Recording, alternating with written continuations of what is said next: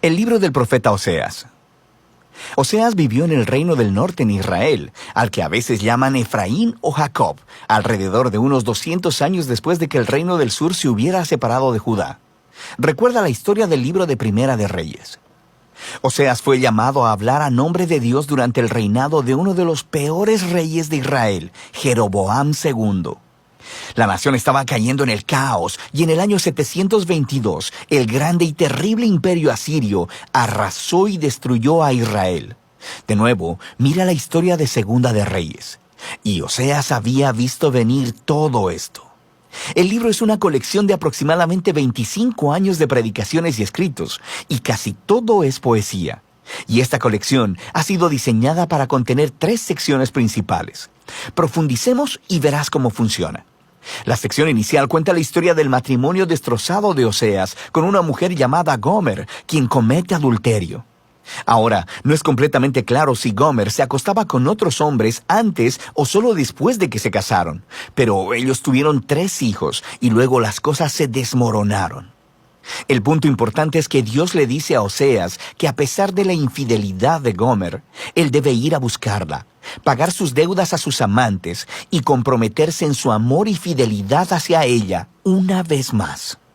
Y luego, Dios dice que todo esto, el matrimonio roto y luego restaurado, y los hijos, son símbolos proféticos que cuentan la historia de la relación de Dios con Israel. Dios ha sido como un marido fiel a Israel.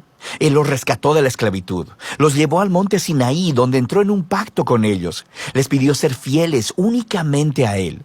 Pero luego, Él llevó a Israel a la tierra prometida, y ellos tomaron toda la abundancia que Él les dio y la dedicaron a la adoración al dios cananeo Baal. Así que Dios tiene una razón legítima. Él podría terminar el pacto y divorciarse de Israel, y Él considera el hacerlo. Pero en lugar de ello, Él les dice que va a buscar a Israel de nuevo y que renovará su pacto con ellos, y les explica por qué. Es solamente por su propio amor, compasión y fidelidad. Después, Oseas describe lo que todo esto significa. Él dice que las consecuencias por la rebelión de Israel serán la derrota inminente por las otras naciones y el exilio, pero que hay esperanza de una restauración futura.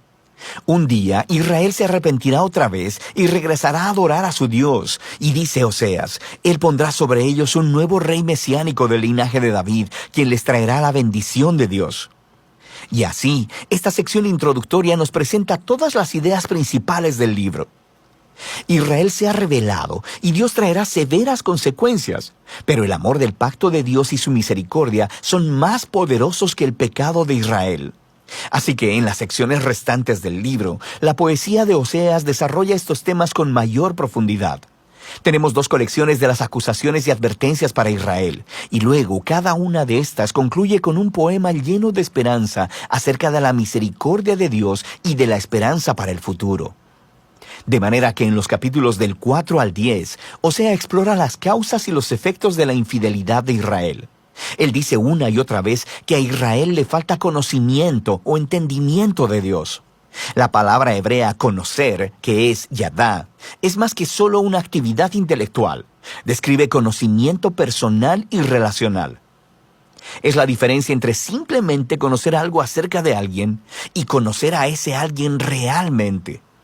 Y Dios quiere que Israel lo conozca así, en una relación.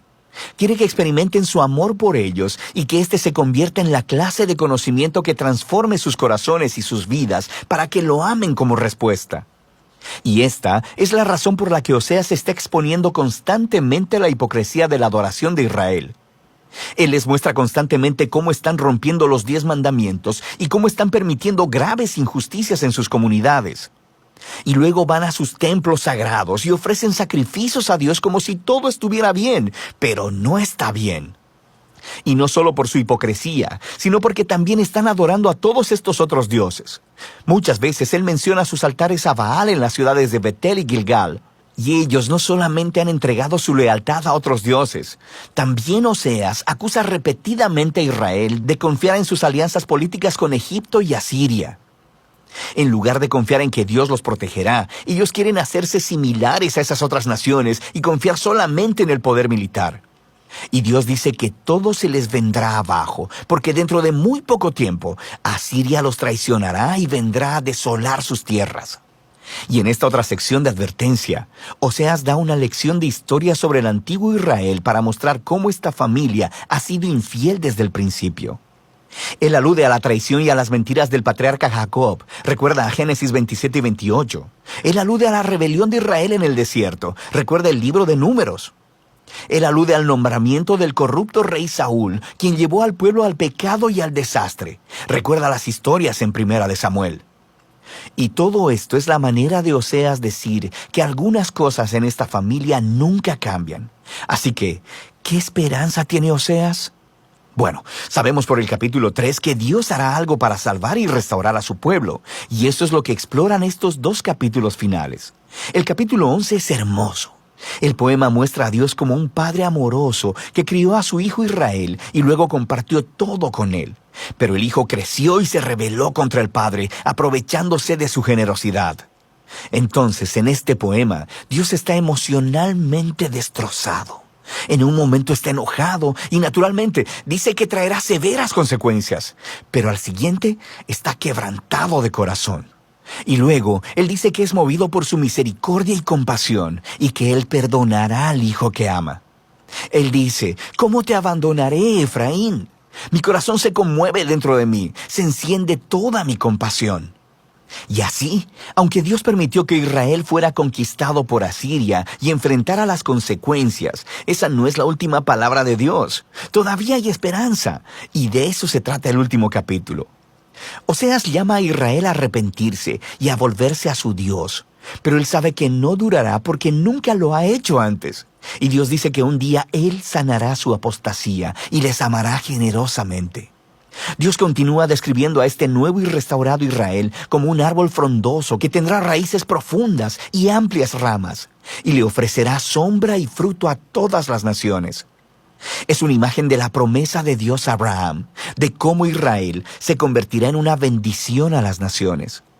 Y Dios está diciendo, si todo esto va a suceder, se requerirá de un acto de la gracia y del poder sanador de Dios para reparar el profundo quebrantamiento y el egoísmo pecaminoso del corazón humano, para que el pueblo de Dios pueda recibir su amor y amarlo de vuelta.